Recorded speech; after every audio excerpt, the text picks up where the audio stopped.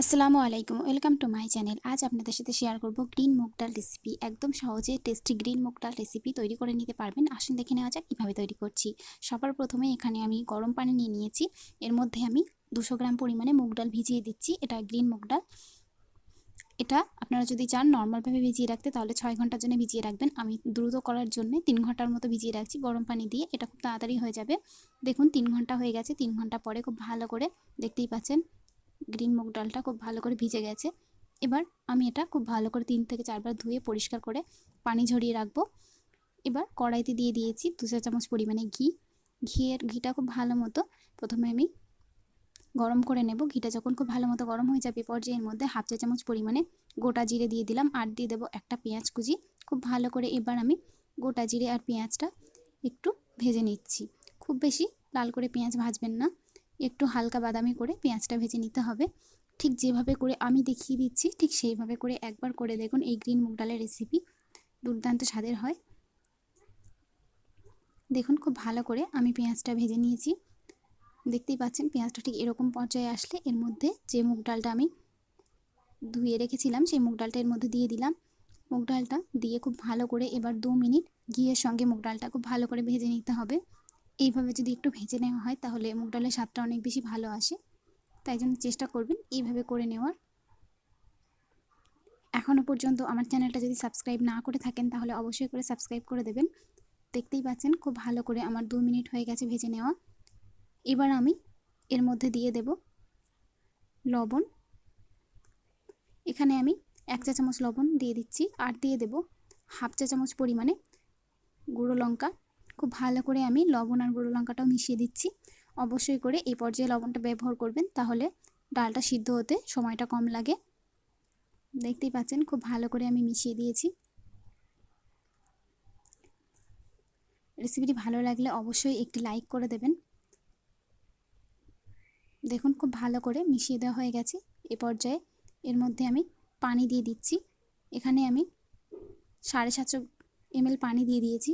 পানি দিয়ে খুব ভালো করে এবার আমি এটা ঢাকা দিয়ে সিদ্ধ হতে দেব। দেখুন সিদ্ধ হয়ে গেছে। সিদ্ধ করে নিতে আমার সময় লেগেছে 25 মিনিট। খুব ভালো করে এটা আমি সিদ্ধ করে নিয়েছি। যদি আপনারা চান এটা তাহলে অবশ্যই করে প্রেসার কুকারে দিয়ে দিতে পারেন, তাহলে আরও দ্রুত হয়ে যাবে। দেখতেই পাচ্ছেন ডালটা খুব ভালো করে সিদ্ধ হয়ে গেছে।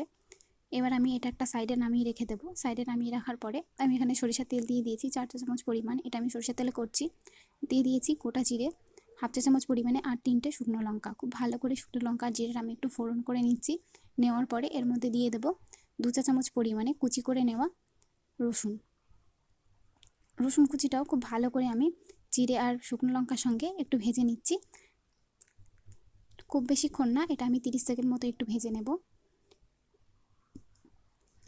একই পদ্ধতি ফলো করে বাড়িতে আপনারাও তৈরি করে দেখবেন। আশা করছি অনেক ভালো লাগবে আপনাদের কাছে। দেখুন খুব ভালো করে এটা রসুনটা একটু লাল হয়ে আসলে এই পর্যায়ের মধ্যে একটা পেঁয়াজ কুচি আমি দিয়ে দিলাম আর দিয়ে দেবো 2টো কুচি করে নেওয়া কাঁচা ঝাল। খুব ভালো করে এবার আমি কাঁচা ঝাল আর পেঁয়াজটাও একটু ভেজে নেব। আমি এখানে যে যে উপকরণগুলো ব্যবহার করছি সবগুলোই আমি ডিসক্রিপশান বক্সে লিখে দেব, আপনারা চাইলে সেখান থেকে দেখে নিতে পারবেন। এই রেসিপিটি রুটি, পরোটা, ভাত সব কিছুর সাথে অসম্ভব ভালো লাগে। একবার হলেও তৈরি করে দেখবেন। দেখুন খুব ভালো করে লাল করে আমি একটু পেঁয়াজগুলো ভেজে নিচ্ছি। এ পর্যায়ে পেঁয়াজটা একটু ভাজা হয়ে গেলে এর মধ্যে 1/2 চা চামচ পরিমাণে জিরে বাটা দিয়ে দিলাম আর দিয়ে দিলাম একটা কুচি করে নেওয়া টমেটো। আপনারা চাইলে জিরে গুঁড়ো ব্যবহার করতে পারবেন, তবে আমার কাছে জিরে বাটাটা দেওয়াটা বেশি ভালো লাগে। জিরে বাটা আর টমেটোটা খুব ভালো করে এবার আমি একটু কষিয়ে নিচ্ছি। ততক্ষণ পর্যন্ত খুব ভালো করে কষিয়ে নিতে হবে যতক্ষণ পর্যন্ত টমেটোটা একটু নরম না হয়ে যায়।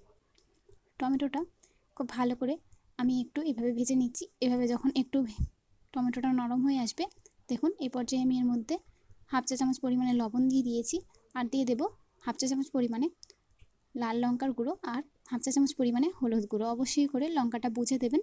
সিদ্ধর সময়ও আমি লবণ ব্যবহার করেছি তাই জন্যে। আর অবশ্যই করে ঝালের পরিমাণটাও আপনারা আপনাদের পছন্দ মতো দেবেন বা স্বাদ মতো দেবেন, কেননা ঝালের পরিমাণটা আগেও দিয়েছি তার জন্যে কাঁচা ঝালের একটা ঝাল থাকে। দেখুন খুব ভালো করে এবার মশলাটা একবার কষিয়ে নিতে হবে। খুব ভালো করে যখন মশলা থেকে তেল ছেড়ে আসবে এই পর্যায়ে এর মধ্যে আমি ডালটা ব্যবহার করব। দেখতেই পাচ্ছেন মশলার টেক্সচারটা ঠিক কেমন হয়েছে। গ্যাসের ফ্লেম মিডিয়ামে রেখে ঠিক এভাবে করে মশলাটা খুব ভালো মতো কষিয়ে নেওয়া হয়ে গেছে। এবার আমি এর মধ্যে ডালটা ঢেলে দিচ্ছি।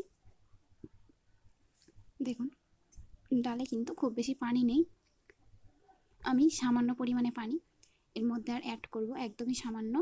যদি আপনারা আপনাদের পছন্দ মতো এখানে গ্রেভিটা রাখতে পারবেন।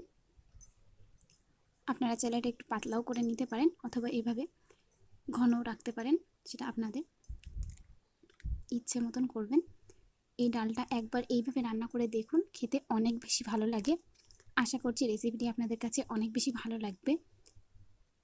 ডালটা দেওয়ার পরে খুব ভালো করে দেখুন এভাবে আমি মিশিয়ে নিচ্ছি। দেখতেই পাচ্ছেন ডালটা ঠিক কেমন হয়েছে।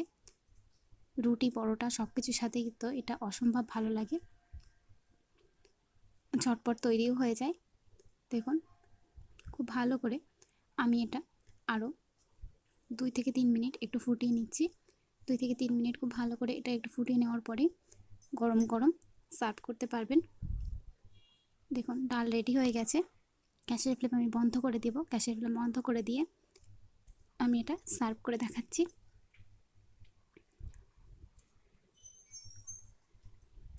দেখুন এভাবে একটা বাটারের টুকরো আমি উপর দিয়ে দিয়েছি, দিয়ে গরম গরম সার্ভ করুন। সকলেই অনেক বেশি পছন্দ করবে। রেসিপিটি কেমন লাগলো অবশ্যই আমাকে কমেন্ট করে জানাবেন।